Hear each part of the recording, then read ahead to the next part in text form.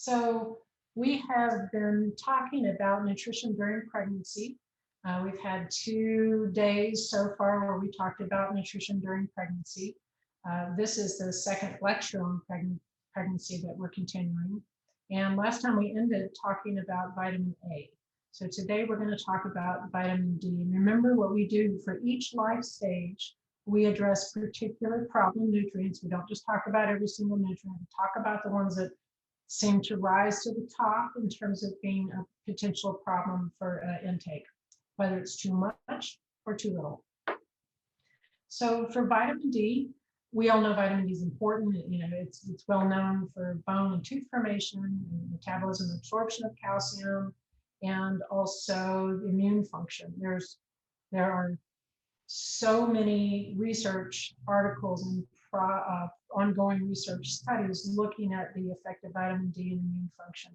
In fact, there's even been some connection with vitamin D status and protection from the worst symptoms of COVID. So it's been interesting. That doesn't mean studies are saying take high doses of vitamin D. It doesn't work out that way. It means having adequate status is good.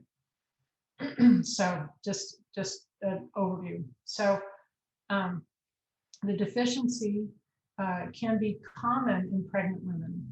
And if she's deficient at the time of the birth, infant levels can be low as well, even much lower than the maternal level. And this can have strong ramifications for the fetal outcome or the outcome of the infant. Low birth weight, even rickets developing, poor bone mineralization, and mom can eventually have low calcium stores and low and get even develop osteoporosis at some point and have preeclampsia during the pregnancy. So vitamin D is an important nutrient. And what's interesting about vitamin D, and I know you've learned this several times in your other classes, it's only a vitamin if your skin doesn't make enough, because skin can make vitamin D, but skin can make vitamin D from precursors under optimal conditions, such as adequate exposure of the skin to sunlight, time of year, enough skin exposed, and so forth. So because that doesn't happen, we need to consume vitamin D. We can't make enough of it in the skin. So here's some food sources. You can see the requirements here are in international units, or these numbers right here in black, and micrograms per day are the numbers here in red. You can see there's no change during the pregnancy, so the requirements stay the same. And you can take a look at food sources, and there aren't very many. All right, so we notice we've got egg yolk, salmon, tuna, cod liver oil. These are all fish sources. Now, I don't recommend cod liver oil. In fact, it's not recommended. They used to give this to kids, probably when my parents were young, for constipation. They would give them cod liver oil. But we don't do that anymore. And one reason is because it can be very high in vitamin A, which can be toxic, the preformed vitamin A. So I'd give it to you to show you how much is there. But here's your limited food sources, and these are the natural sources. And then we have, of course, our fortified sources. So I don't know, last time you went to a grocery store, I've had a lot of groceries delivered over the past year, but you can take a look in the milk section, and some cereals and orange juice are common items that are fortified. So it's not widespread in the diet. Consuming it fortified may be the way to go for some people. Now, this slide indicates those issues that affect vitamin D status. And so I believe we've looked at this before, but this is showing how likely we are to make vitamin D in the United States in June. And you can see yellow and over, each of the darker red colors are where there's likely synthesis with sun exposure. And then you can see some of these northern states, maybe not so good, and so on. But during the winter, the case is not good across the board. It's more unlikely, especially now down here, we still get plenty of sunshine, but in these northern areas, we don't have enough adequate sunshine to stimulate vitamin D synthesis. And so that's when it becomes a nutrient too, where we just can't make enough in the skin. Plus, you're cold, so people are covering their skin, covering their hats, and so forth.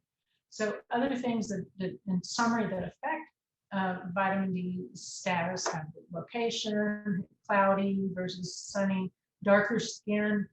There's less, there's less synthesis in darker skin, and so pigmentation can affect that also. So African American or Black females in northern states are more likely to have low vitamin D status than than whiter individuals, and it also depends on the latitude as well. So use of sunscreen, we should use sunscreen because over sun exposure causes aging of skin and skin cancer. However, we do need some exposure to sun. So moderation in all things. Nobody should be walking around with a tan, right? People with white skin shouldn't be striving to get a tan because we know that increases risk for cancer. And no one should, regardless of skin pigmentation, should be exposing their skin to the sun too much. So, because everybody gets skin cancer. So using sunscreen is a good idea, but moderate exposure, walking to and from the car, going for a short walk, things like that work okay. Okay, so so we mentioned these things. One I haven't mentioned yet is obesity. People that are obese often have low vitamin D stores. When you take a blood sample and look for vitamin D in the blood, the stores are, the amounts are low. Probably this is because we're storing the vitamin D in the fat, but that makes it less available to do the things that vitamin D needs to do. So what are the recommendations? Same thing, the DRI stays the same. You see that the American College of Obstetricians and Gynecologists recommend between 600 and 2,000 IU per day. So this is the DRI, and they're saying you can take up to this much, and it's safe. Back in the dark ages when I was studying nutrition, everybody was worried about fat-soluble vitamins causing toxicity, but there is a big range of intakes that seem to be safe. Having said that, unless someone's deficient, there's not a real reason to go up to these higher levels. However, this range is safe. So this is the type of, this decision should be between an individual and their healthcare provider if they have one. If you are the healthcare provider, then this is the recommendation. Don't go over 2,000. That would be the recommendation to get between here and here. So there's supplements. You can find vitamin D in the form of vitamin D3 or vitamin D2. And this is the more common one. And so if you're going to purchase a supplement, go ahead and get one that's vitamin D3. It has to do with the little detailed structure in the molecule because it's better absorbed. And again, sunlight in the right conditions, we can make plenty of vitamin D, but we have the skin pigmentation, the location, geographical location, obesity, and other indicators. So it's a good idea to make sure dietary intake is okay. So the next slide is about calcium. And of course, we mentioned calcium and vitamin D together, and calcium, of course, is important for teeth and bones. It's important for blood clotting and for, you remember from your nutrition physiology class, calcium is a second messenger, and it's involved in muscle contraction and nerve conduction, and it's important for lots of things. And so calcium is important, and notice that there are no changes in calcium requirement for not pregnant lactation, but there are differences based on age. So younger individuals need more than people over 19. This is because the younger individuals are still building their own skeletons. And so in the case of pregnancy happening so young, then her risk is greater for developing a deficiency, and she does need more. So this is her DRI anyway. And she doesn't want to be getting down in this low level intake because she's got to support her own skeleton along with the developing fetus. So requirement doesn't increase because we get better at absorbing during pregnancy. So it actually, absorption from the lumen of the gut into the blood, it increases. If someone consumes too little calcium during pregnancy, the risk is for pregnancy-induced hypertension, which is high blood pressure, which we're going to talk about today. Another condition called preeclampsia that we're going to talk about today. This is one of these conditions during pregnancy that's very serious. And then also increased risk for lead poisoning. Now, this is only true if an individual is living in a housing location or has some exposure to lead. We have had lead problems, Flint, Michigan, for example, and also some older housing, in particular in inner cities. Sometimes the pipes still contain lead and there's too much lead in the water. And honestly, it's not being looked at carefully enough. And so that lead, as we've talked about, can affect cognitive function. And so if mom's living in an environment like that and her calcium intake is low, her risk for developing lead toxicity or poison is greater. The reason is calcium and lead compete for absorption of each other. So if she's getting plenty of calcium in her diet, she's going to absorb less of that toxic lead. So the calcium is a protective, all right? So that's why just generally having a good diet is going to help if there is some lead exposures. Food sources, probably you're familiar with, and I know the numbers, obviously, since you don't have to memorize this for this next test, you don't have to know the amounts, but you do need to know good food sources, and that will certainly come up on your multiple choice final exam too. So we've got our dairy products, and dairy products, everybody knows they're pretty good, with an exception of cottage cheese. Cottage cheese has less calcium, and it has to do with the way it's processed. So you make curds and then drain the whey, and so the whey doesn't have the original amount of calcium that would have been in the first place. So it's just formulated a little differently. But also notice, besides the dairy products, sardines are a good source. And this is sardines in the can with the bone. And tofu is a good source. This is actually because it's processed with the calcium product that helps ferment. The soy milk is. And then there's kale and some of your greens. So kale, bok choy, and broccoli, these are good sources. One vegetable source that's not on this list is spinach. Spinach is not a good source of calcium or iron for that matter, because it contains oxalates. I don't know if you remember this, but oxalic acid is a component in spinach that binds these +2 or divalent cation minerals. It binds them, so they're not as likely to be absorbed. Spinach is still good for you. It's a good source of folic acid. It's healthy, it's got fiber, all those things, but you can't really count on it to be a good source of calcium. On the other hand, kale, bok choy, and broccoli are unusually good sources. So I like talking about this, and I'd like you to know that, right? When you get to your exam, I want you to have an understanding of what are good vegetable sources for calcium. People are often interested in whether or not we should take calcium supplements. It's not a bad idea, depending on intake. There are two general types that you're going to see. One is calcium carbonate. This is the more traditional calcium pill. Tums, things like that, or whatever's in a supplement is going to have calcium carbonate. And another one is calcium citrate, and you're more likely to see that as an additive to something like orange juice. Now, if you decided to take pills of these, they look different. A calcium carbonate pill is going to be smaller than a citrate pill because the citrate molecule is bigger.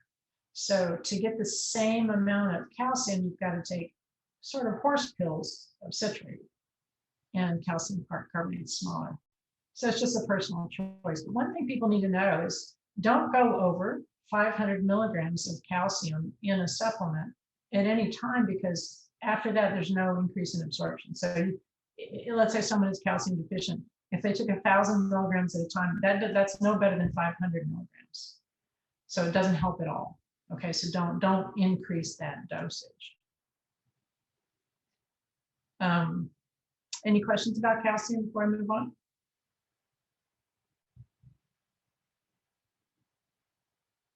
Okay, the next nutrient is zinc. Notice how small this slide is in terms, sorry, I need to go ahead, in terms of content, yet it's still, just because I don't have a lot of notes here, doesn't mean it's not really important.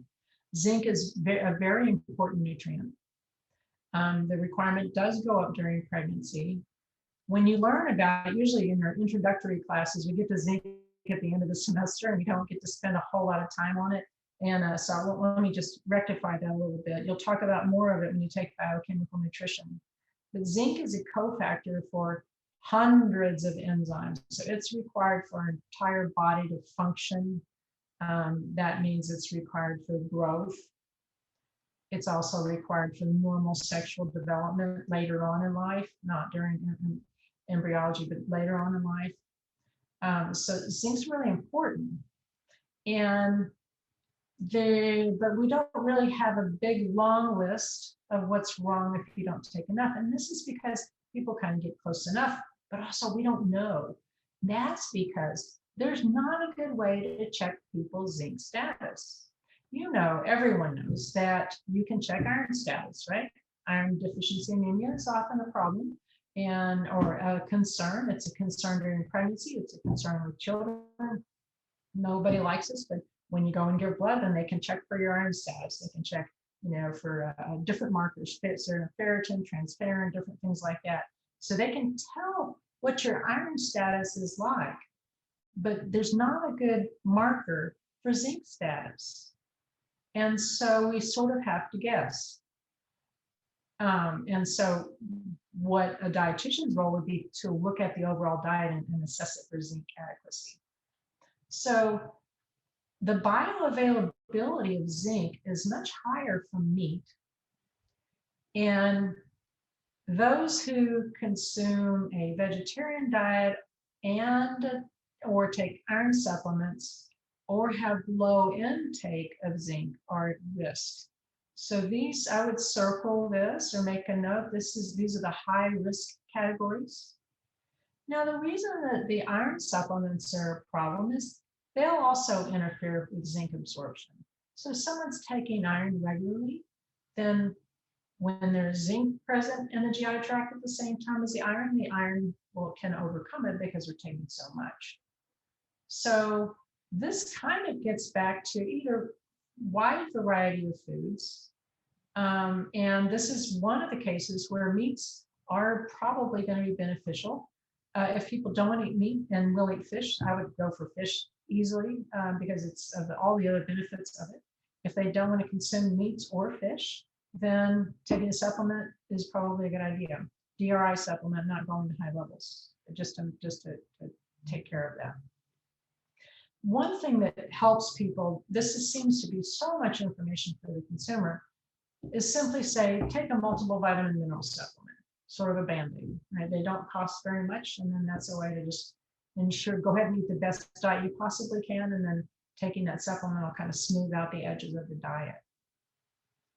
Okay, so, but we do know that, in some cases, real severe deficiency can affect delivery and affect infections too. So we want to have an adequate amount.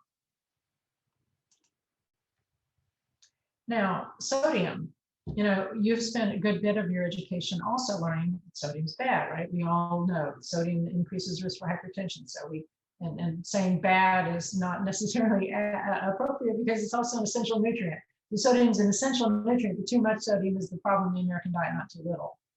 So you can see the requirements in grams per day here, and the UL is here, and this is where your DRI is. We're not supposed to consume more than this. In the case of sodium, this is plenty. If you look at the American diet, people eat 2 or 3, at least twice as much sodium as this on any given day. If you eat things like soy sauce and salty foods, it can really go up. Processed foods, fast food is the problem. And so we don't want to overconsume sodium. However, so I'm saying that now let's take a look at the guidelines here. Inadequate intake can complicate the course and outcome of pregnancy. So this is not the time to decide, well, I'm going to eat a very low sodium diet for the first time in my life. I'm going to try to get my blood pressure down while I'm pregnant. And I'm going to minimize sodium intake. You want to get at least the DRI. And typically, so this because remember, first thing that happens during pregnancy is she starts increasing her blood volume. In order to do that, she needs to create plasma, to keep the fluid in her body. She needs to have enough salt in her blood. So she needs it. It is an essential nutrient. Also, what we do is just calm down during pregnancy and salt to taste. Now, that can mean all kinds of things, because some people's idea of salting, my daughter and her family eat a lot more salt than I do. When I bring over food, they immediately go, you need to, this needs to be better. You need to add more salt to it. So it depends on individuals' habits. But so salt to taste, you can take that advice. I hate to say this, but you can take that advice with a grain of salt. So we don't want to like to be specific about this. We just want to be practical about it and calm down. Okay, so that's the end of the part 2 lecture. And the next lecture then is on complications and conditions and complications. Before I start this, do you have any questions? You had mentioned that it's very common to see vitamin D deficiency, but so does that mean it will be very rare to ever see like vitamin D toxicity like in people? It's pretty rare because it's not real common that people take high doses. So having said that, it's interesting because I tend to go in and out of low vitamin D status, which I don't really understand because I'm pretty active. I'm outside a whole lot, but and I'm not particularly overweight, so I don't know. It's just how I am, right? And so because of the COVID connection, my doctor suggested that I try to get my vitamin D status back up. So he gave me a prescription for it, and so I followed it. And the prescription was to take really high doses of vitamin D once a week. And I forget how much it was. It was a lot, like 10,000 IU once a week for 4 weeks. And then on the other days, just take a normal amount that you would from a normal supplement as a DRI level. And he said that they come across really good evidence that helps boost vitamin D status. Now, you don't want to keep doing that because you can develop toxicity, right? You can, and vitamin D, too much vitamin D increases too much calcium absorption. It can cause calcification of soft tissue, and we don't want to, we can hurt the liver and the kidney. We don't want to do that, but we don't want to be deficient if we can help it. And one other example to kind of put this in perspective, different cultures also dress differently, right? And in some cultures, women pretty much have their bodies covered and don't have sun exposure. And as you can imagine, then the need for vitamin D supplements can be critical because there's no other source unless it's coming from supplements or from diet. Just something to keep in mind. Okay, thank you for asking the question, Joel. All right, so this next lecture is on, we're going to talk about maternal mortality and a concept. We're changing gear here. This is kind of gears here. This is kind of fun to take another look at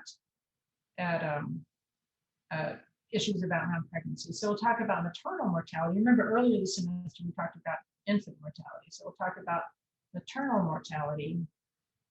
And sorry, I just got paranoid. I was afraid that I had not been recording. All right, so sorry. So, and we'll talk about something called critical periods of development, which I think you'll find interesting too, and how there's other things that can disrupt pregnancy that are in our lives. And then also some maternal conditions that I've mentioned several times: obesity, gestational diabetes, hypertension, preeclampsia. So we'll talk about these. And then finally, we'll end up with food safety. So this is the wrap up of the pregnancy lectures.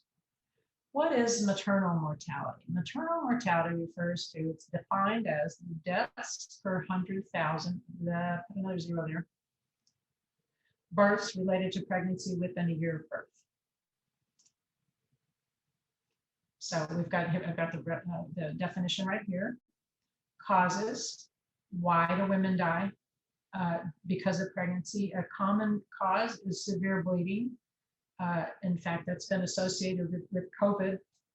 Some of the pregnancies women have, failed to clot. You know how COVID, part of the symptoms that aren't well understood about the coronavirus infection is the clotting in the blood, right?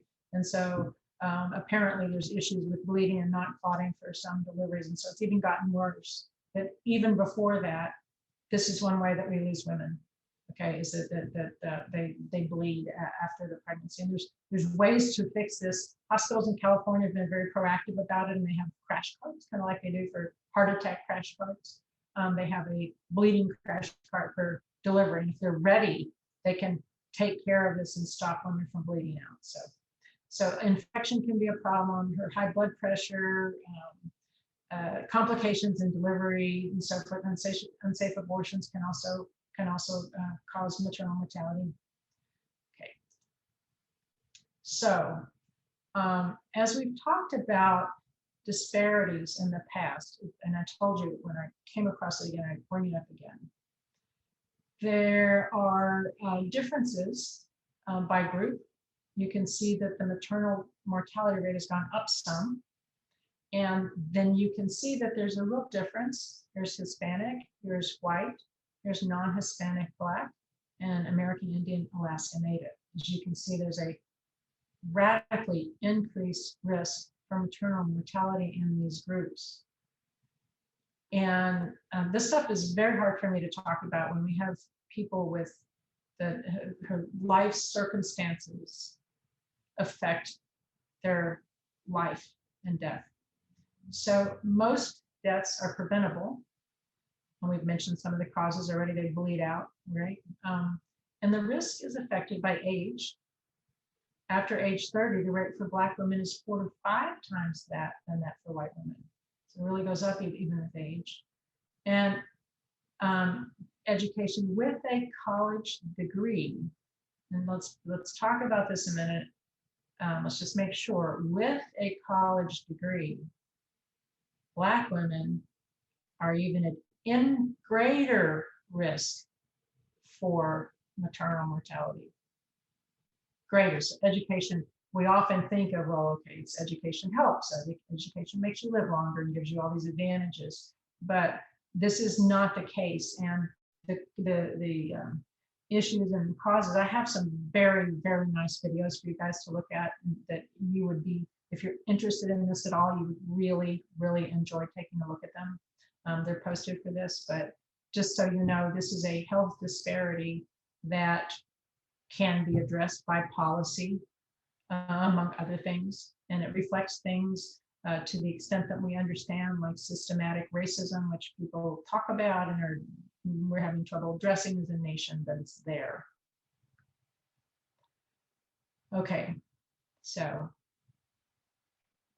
I also mentioned that I would go from maternal mortality, and I will take a moment though, because I didn't breathe very much during that discussion, to see if there's any comments or questions about maternal mortality.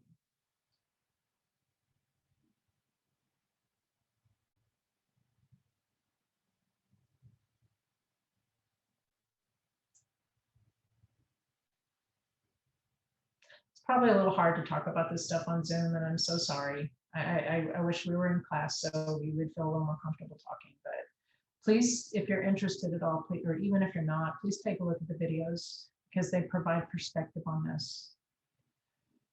Okay, so the next topic has to do with critical periods of development. So I have deliberate information here to try to make this concept clear. So body structures develop along a predictable timeline.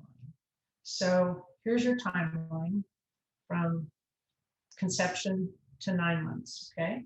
That's roughly the gestation time. All along the way, specific events happen at specific times. So for example, more neurological tissue may form at this particular time. That's going to continue to form, but there may be a cluster of growth right here at week 4. Remember the neural tube development. We talked about that, how the closing of the notochord happens at around by day 28. Remember that? Somebody say yes. Okay, I saw a nod, thank you. So there's a timeline. So the pancreas develops at a certain time. The number of brain cells develops at a certain time. And so we're programmed. Development is programmed.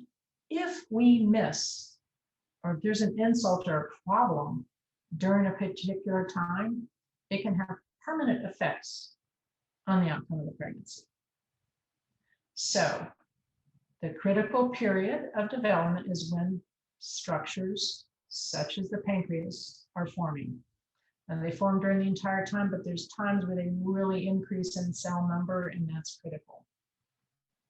Structures, such as body organs, are more vulnerable to disruptions during the critical period of development. For example, when the notochord closes, if there's not enough folic acid present, it may not close. It's vulnerable at that particular time. That is a critical period. The first month of pregnancy is a critical period of development for closing the notochord. Okay, so this is a nice overview to give you a concept of what I'm talking about. So here's the period of the embryo, period of the fetus. So typically when a woman, this is weeks 1 through 2, or weeks 1 through 2 here, and then these are the next weeks. This is when a woman first learns that she is pregnant, right around here. Embryo is up until 8 weeks, and then here's periods of the fetus. So look, brain and spinal cord start right away. Remember, we've got the closure of the notochord, right? Early on, day 28, by day 28. Okay, heart, arms and legs, critical period of development, ears, eyes, teeth, palate, and external genitals. And the way this is coded is major structural effects can occur here if there's a problem, and major and minor structural defects can occur out here. So knowing that the fetal development is vulnerable, it helps us make sure that nutrient intake is good across the board, and also she avoids exposures to things that can interfere with development. I'm going to talk about these. Here's examples of what can disrupt critical periods of development. Physical agents like X-rays. Many of you have probably had X-rays, and as you're young, you would have been given a lead apron to cover your reproductive organs to make sure they don't get damaged by the X-rays. Same thing with development. The women that go get X-rays, there's always a sign. Tell people if you're pregnant. Is there any chance you're pregnant? You need to disclose that so they don't do X-rays at that time. Heat. So that's my picture of this hot tub, which seems like a really good idea right now, but no heat. You don't want to overheat. So either overheating through physical activity or from a prolonged fever or getting in a hot tub and sitting there. It's not the right thing to do. So fevers, oftentimes people are recommended to get their fever down if they can and so forth. Chemical agents, alcohol and lead, we've talked about these plenty, that these are dangerous. Things you might not think about is some steroids. If people are taking anabolic steroids, other recreational drugs. There's certain drugs that are not recreational drugs, that are medicines that can cause disruptions. And this is why it's so beneficial to have a primary care physician or healthcare team that is looking at your intake of supplements. This is why when you ever go to a doctor or a healthcare provider, they go, tell me what you're taking. I always write that down every time so they can take a look at that. Endocrine disruptors are found in some plastics. So some of you probably walk around with hard plastic bottles. You may have heard of bisphenol A or BPA before and thought, oh, I bought one that says BPA free. However, studies show that most hard plastics have some kind of chemical in there that can, if exposed repeatedly to hot water detergents, can release chemicals that get into the water that can affect development. So the recommendation, use stainless steel or glass. Okay, if you're not already doing that, this is a good time to get started on that habit. Viruses and parasites. German measles,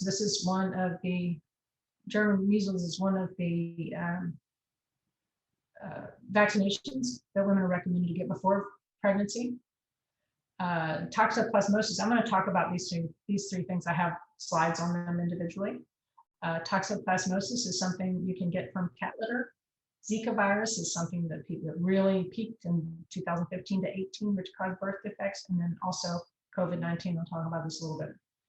So in terms of nutrition, insufficient or excess nutrients. This is why you want to have common sense, go ahead and consume the DRI for nutrients. It's okay to take a prenatal supplement, but don't decide you need to take high doses of vitamin A because you heard it's good for development, because vitamin A is actually teratogenic.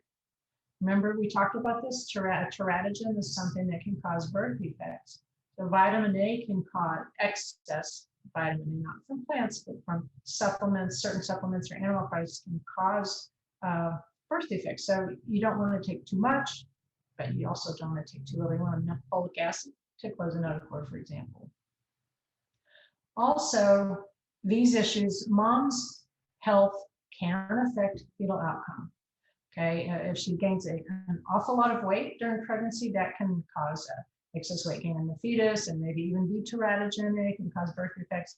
If she is obese during pregnancy, that increases risk a little bit. If she's diabetic and doesn't have good blood sugar control, that can be a problem. And if she has uncontrolled hypertension. So you can see maternal health, nutrient intake and maternal health also affects critical periods of development. When we talk about stuff like this, it's scary, right? It sounds like, well, it's never going to come out. Okay, well, most pregnancies do come out okay. Okay, but it's good for people to know what to avoid. So this is part of what you can help people with too. So here's the alcohol use in the US. About 54% of non-pregnant women drink alcohol. That's about half the population of the United States. 10% of pregnant women drink alcohol. And 3% report binge drinking or having more than 4 drinks during pregnancy. Okay, so this is the same chart I showed you before, but this high alcohol intake during critical periods of development.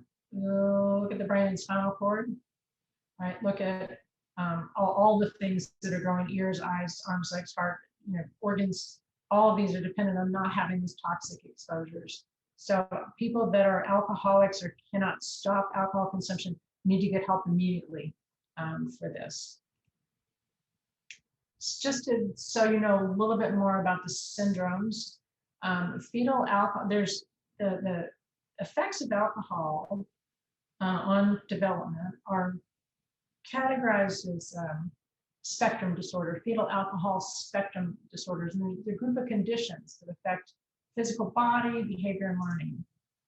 So full-blown fetal alcohol syndrome looks like this.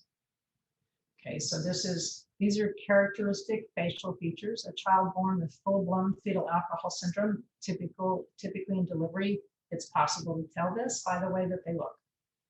The folds around the eyes are a little different right here. The eye openings are small. The mid face is flat, and the nose is upturned. A lot of kids' noses are upturned.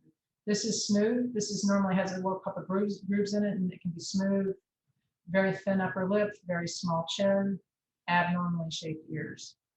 Okay, so these are insults that happen during critical periods of development that permanently affect the outcome. Also small head, poor growth. And then we have, so these are physical factors, and then we have central nervous system problems: learning, memory, attention span, vision, and hearing. So the outcomes for fetal alcohol syndrome are not good. Children rarely are able to grow up and be productive adults. They often need services. And what's sad about it is they know what's wrong with them. They know enough about that. It's just very hard for them to cope.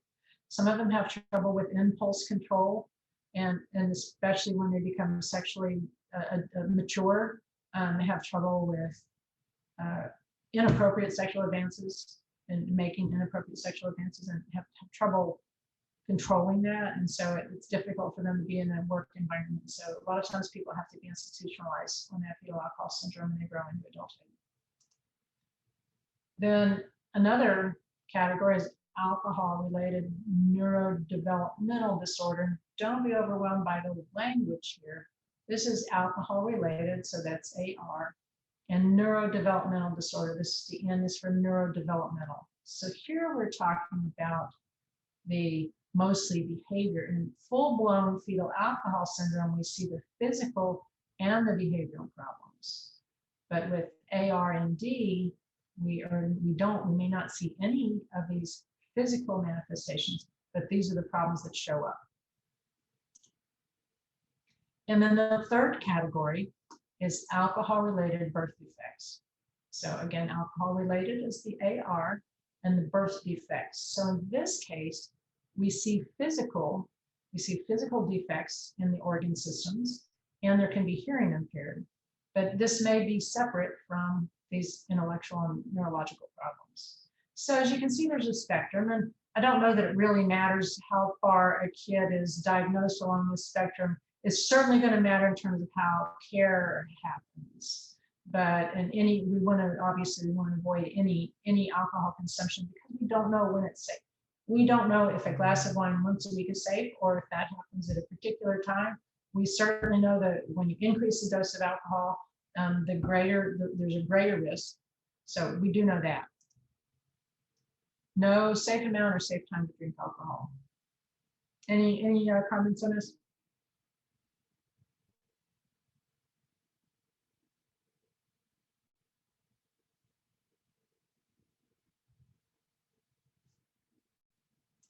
Okay, so I mentioned some of this. What's the prognosis? Mental health problems, confinement, legal troubles, sexual behavior problems, can't live independently, employment, and they continue to have alcohol and drug problems. So, okay, that's all my discussion on alcohol.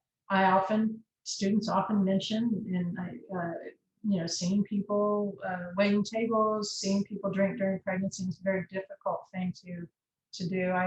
The older I get, the more likely I am to talk to total strangers sometimes about issues. I try to do it with kindness, and it's not always well received, but I just, if nobody's saying anything, sometimes it helps to bring things up to people.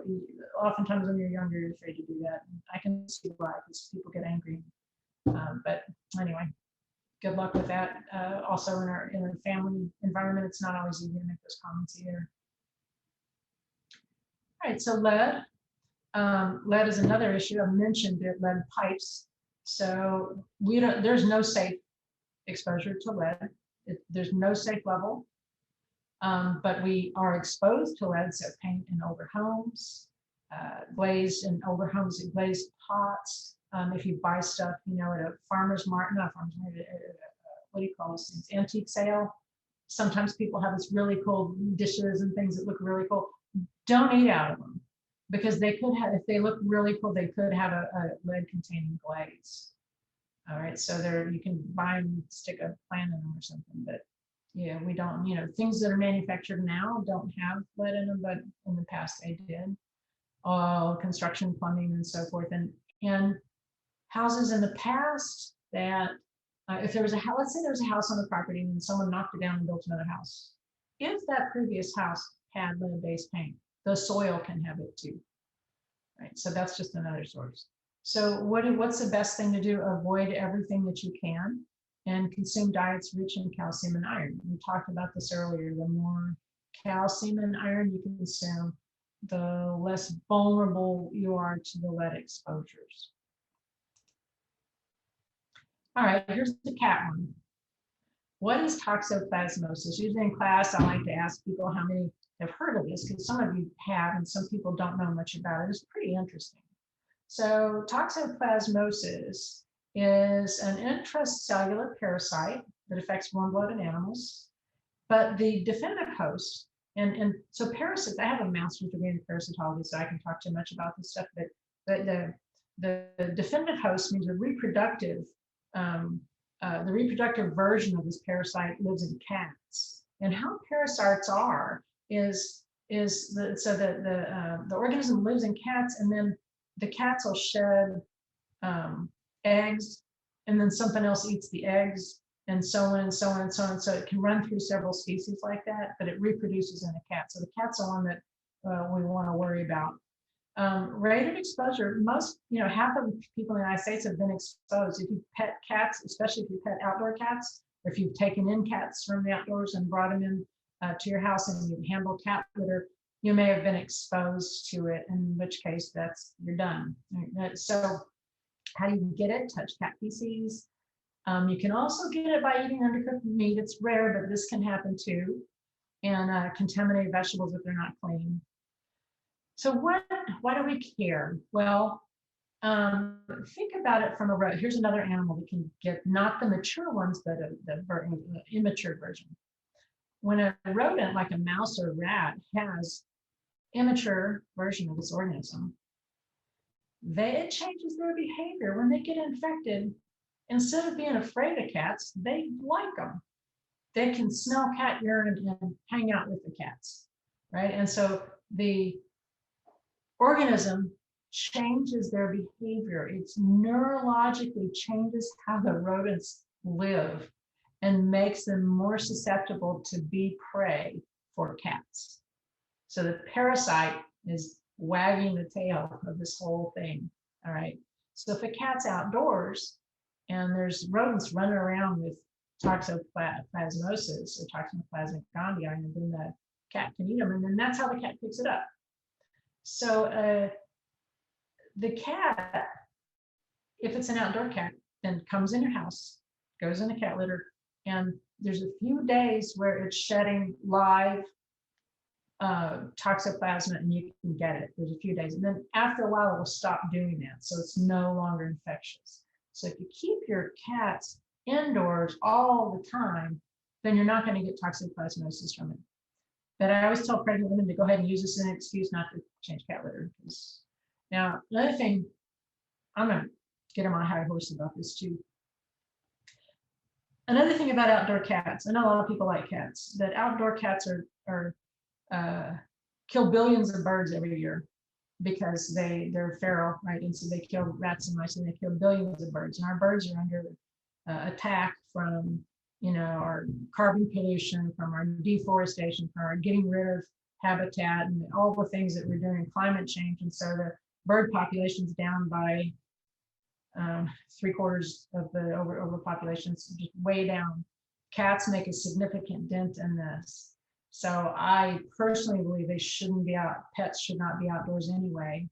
And if people insist on doing it, then put a collar with a bell on it, so they can't go kill birds, right? Because it's a very damaging thing. Okay, so how does this affect people? This was about people, but there's all these things have stories, right? So in humans, if mom is infected for the first time before birth, so she's never had it before, she's not up here where she's been exposed, this is her first time, this can be very, very serious.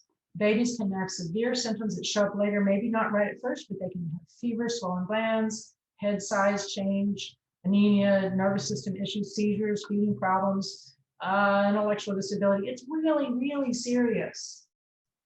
So this advice to not take in a new cat, not change cat litter, don't pet outdoor cats is really serious. But if you have a cat that's been in your house for a long period of time and isn't out, and you don't have mice coming in your house, then it's safe. Does that make sense to everybody? Yes. Thank you. I have a question. Yeah. Oh, you might be talking about it now. I don't know. But I was going to ask if like women that were exposed beforehand, like before pregnancy, if their baby would still be at risk. No. Okay. No, it's only the new infection. So this isn't, see, I gotta be really careful because I don't want to fear monger everybody, and I'm completely against that. It's just the new exposure. So if you've had it before, you might have gotten it before, and it's no problem. It's the new infection. So just don't change the behavior around the pregnancy. Does that work? Yes, thank you. Yeah, so how to avoid it? No raw meat, make somebody else change the litter box. And remember, the parasite is infectious about 1 to 5 days after leaving the cat. And so if you have an indoor cat, you don't need to worry about it. You're not going to get toxoplasmosis from an indoor cat that's fully indoors. They're safe. Keep them indoors. But avoid other cats. Don't go get new cats, and don't go sit in sandboxes, because the sandboxes are the litter boxes for the cats of the world. Okay, next topic, and this was so severe a few years ago. I don't know if you guys remember this, but a few years ago, a new virus was developed in Brazil, and other countries, and the virus was carried by a certain mosquito that came out and bit people in the more early morning and late at night. And it really affected people that didn't have screens, central air conditioned screens, things like that. So the Zika virus that occurred during pregnancies, and so getting bit by a mosquito, and also transmission via sex. So if a male got this Zika virus, that male could transfer it to the female. And so what the effects of the Zika virus during pregnancy were severe microcephaly, which is a small head, brain and eye damage.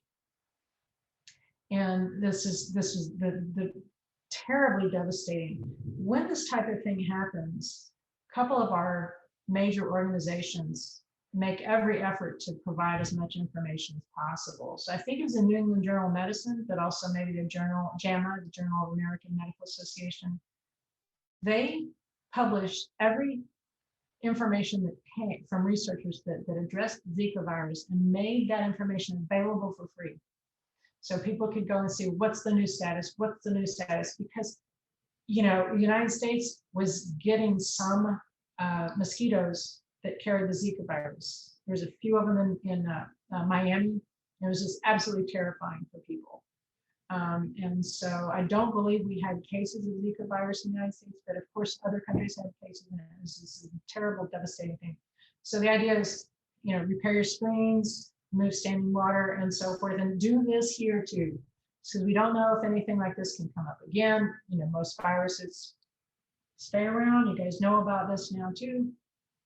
So don't allow yourself to be bit by mosquitoes. This is when you wear spray. There's also some really nice clothing that can cover you, that you don't have to spray and put poison everywhere, but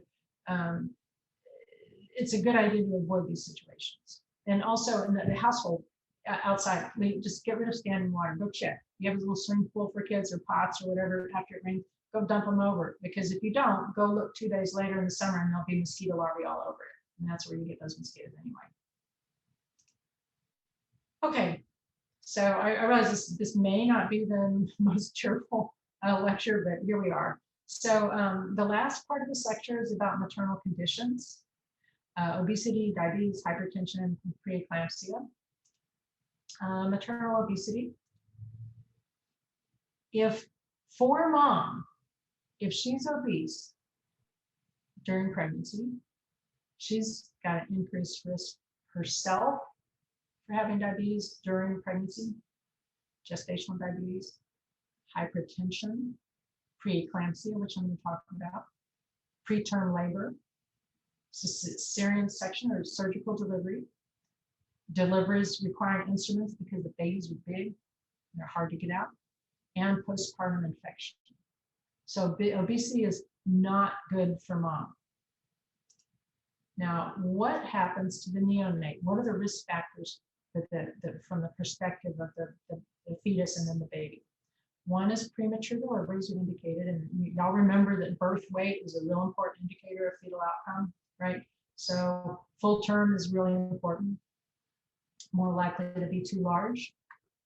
If they're too large, then they may have low blood sugar after they're born and have some problems with adjustment. Increased high blood sugar, remember, is an increased risk for birth defects. So that's another factor. If maternal obesity, it can increase that risk. And also there's a shoulder dystocia during the delivery. Sometimes it is the skeleton of the infant is too big to get out. Okay, so they get stuck right here, which you can imagine is a terrifying thing. So what they have to do sometimes is break the clavicle in order to get the shoulder all the way out. So what we want to have is a pregnancy that, if mom's obese prior to pregnancy, then help her not gain too much weight. We talked about weight gain earlier to make sure she gains some weight, but not too much. I believe the upper limit was, or the lower limit was 11 pounds. So that's enough.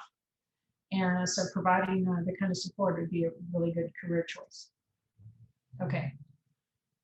Now, diabetes, even for people that don't have diabetes, They can become diabetic during pregnancy. This is common, and not super common, but it's 1 to 4% of all US pregnancies. So it's something that we need to worry about. It's typically, remember, other diabetes, type 1 and type 2 diabetes are diagnosed early on. Gestational diabetes is diagnosed during the pregnancy. And what they do is conduct at 24 to 28 weeks, glucose tolerance test. She fasts and she goes in and she drinks one of those syrups, right, containing a certain amount of glucose, and then they take blood, fasting blood, and then 1 hour, 2 hours, and 3 hours, and look at the values. And if her values are higher, you don't have to know these numbers. If her values are higher than these cutoff values, she's diagnosed with gestational diabetes. And usually she won't be diabetic after the birth. She might have an increased risk later on, but that's not our biggest concern. Our biggest concern is the higher risk for pregnancy complications that we indicated before, just like with obesity. Babies are big, surgical delivery, hypoglycemia, and so forth. So this is addressed when you take medical nutrition therapy. In the course, medical nutrition therapy, planning for dietary intake to avoid and then also handle gestational diabetes is covered. So who's at risk? Mom has a higher risk if she's older, carries excess weight, has a history of gestational diabetes before her previous pregnancy, if she's got polycystic ovarian syndrome, family history of type 2 diabetes. So these are kind of a cluster of things that you might see together in individuals too. And again, the gestational diabetes gives the same risk, right? Metabolic complications and so forth. What do we do? You know, the glib answer is eat less and exercise more. I can't tell you how annoying that glib answer is for people that really need help. People can prevent gestational diabetes. They can control their blood sugar, but they need help. They need to know how to eat, what to eat specifically, and this is where this advice for not only meal planning, but how much. How much should I consume? What's a good example of a recipe? How do I go about this? Is one-on-one assistance for people that want it can be very beneficial. People can be successful here. Okay. Sometimes medications are recommended, and you know, I see people that take a stand against medicines. Oh, I'm not going to do that. You know, this is not the time to take that kind of stand because high blood sugar acts like a teratogen, right, and can cause trouble. So if her blood sugar is high, we don't want the effects of that either. So bringing it down is a safer thing for fetal development. This is, I'm getting a little bit outside my lane here because that's medical advice and we're talking about, you know, nutrition, but they do overlap. All right. Okay. Hypertension. Definition is the blood pressure over 140 and diastole over 90, or both. And there are 3 categories. Some people already have hypertension coming into pregnancy. Some develop it during the pregnancy. Then there's this 3rd category, which I'm going to talk more about, called preeclampsia. You've heard me talk about it, mentioned, and I keep saying, I'm going to get to it, I'm going to get to it. Well, we're getting to it right now. Preeclampsia is a serious condition. Okay, so next slide we'll talk about it. So what are concerns about having high blood pressure in general? It may affect the placenta from getting enough blood, so that may affect the nutrient transfer during the pregnancy. And what we want to do is allow her to rest, and this may be the one case, the one exception where we, instead of recommending to be physically active, we recommend that people not be as active. If their blood pressure goes up from activity, they may be recommended to rest. Now, here's the promised information on preeclampsia. Symptoms of preeclampsia include high blood pressure. We've already talked about this, but here's a different one. So besides having high blood pressure, which you would get with gestational hypertension, women also have high levels of protein in the urine. So one of the reasons women need to get monthly checks, they need to check for gestational diabetes, and they need to get checked for hypertension, and they need to get checked for protein in the urine. So if she's got protein in the urine, then we have a serious problem. Sometimes people also have swelling, but that's not needed for the diagnosis. These are the diagnostic issues. But what happens if people have this condition? This condition is defined as the high blood pressure and the protein in the urine. What can happen is it can lead to eclampsia, which is seizures. So pre-eclampsia means having high blood pressure and protein in the urine. Full-blown eclampsia means seizures. And this increases her risk for death. It's very serious. We don't understand everything about preeclampsia. There seems to, what's going on here? Well, it's been around for a long time. Even, historical information about humans, people develop preeclampsia. And we think it has to do, it's going to be a gene expression, maybe inflammation, immune response issues. It could be, if there's some nutrient deficiencies, it could be influential obesity, personal genetics. There's so many factors, and we can't say, oh, it's caused by this, or oh, it's caused by this, or oh, it's caused by this. These are a cluster of factors that seem to matter. Okay, so the idea, this is the main thing that I talk about preeclampsia here is it's another argument for healthcare. It's an argument for women to have regular prenatal care. And in the United States, there are women that don't get this regular prenatal care. We have a WIC program that people, that's the next lecture, where people can qualify to get foods and medical assistance during the pregnancy. It really helps with pregnancy outcome. There's some women that don't have these services. And in Texas recently, and this has happened over the past 5 years, there's been a strong effort to remove some women's services. Okay, these are Planned Parenthood. I know Planned Parenthood is associated. Not all the Planned Parenthood clinics do this, but they do. They are associated with abortion providers. So our government, the state government, doesn't want any Planned Parenthood facilities in the state, which the abortion is one issue, but the other issue is there's not been a replacement with other women's health clinics to provide these services to make sure that women get the health care that they need. So we need something. Women need to have access to health care. And we also don't have health insurance. We're lowest among the states with respect to health insurance. So disadvantaged women are highly disadvantaged in this state. All right, so I guess that basically is all I want to say about this. Any comments before I go off on food safety?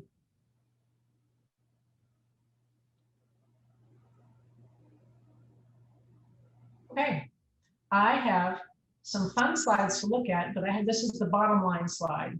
Okay, so these are all the recommendations, and you need to know these things. All the recommendations that need to be followed to protect her during pregnancy. No raw eggs. Okay, this is not the time to eat hollandaise or real Caesar salad. I mean, bottled dressing is one thing, but real restaurants. Remember restaurants where people used to go eat in public, right? So sometimes they will make Caesar dressing that is made with raw eggs, cookie dough, and so forth. So she can get salmonella, and the sickness can not be good for her during pregnancy. She shouldn't have any unpasteurized milk. And this is because there's this risk for Listeria bacteria infection that can cause stillbirth. No undercooked meat. Here's our friends. If she's going to eat luncheon meats and hot dogs, she should make sure they're hot to kill Listeria. Better yet, these are junk food, but if you're going to eat it, at least make sure they're hot. No fresh juice, because freshly squeezed juice can have bacteria that can cause serious problems. E. coli can cause kidney damage. No raw sprouts. Apparently, we can't do this ever because you can't even grow alfalfa sprouts at home without having this for bacteria. Wash your produce. No sushi. Look at all the issues here. No predatory fish. Remember mercury. No smoked fish, parasites. Means it needs to be cooked all the way. So some fish is not cooked, it's just smoked, also needs to be cooked.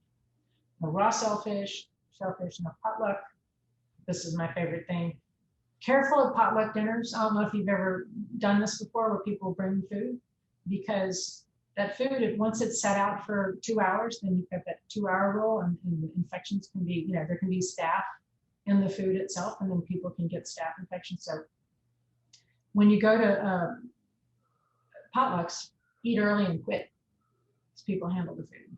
No alcohol, and then caffeine in moderation. So here's the list, and I'll just show you my pretty pictures, and this may help cement this a little bit. So no cookie dough, no desserts with raw eggs, no Caesar dressing. Now look, only 1 in 20,000 eggs is contaminated with salmonella, but you still shouldn't do it during pregnancy. Now I'll eat cookie dough if I, make cookies, but very often. But if I do, I'll do that, because 1 in 20,000 looks like good math to me, and I'm also not pregnant. But so no unpasteurized milk.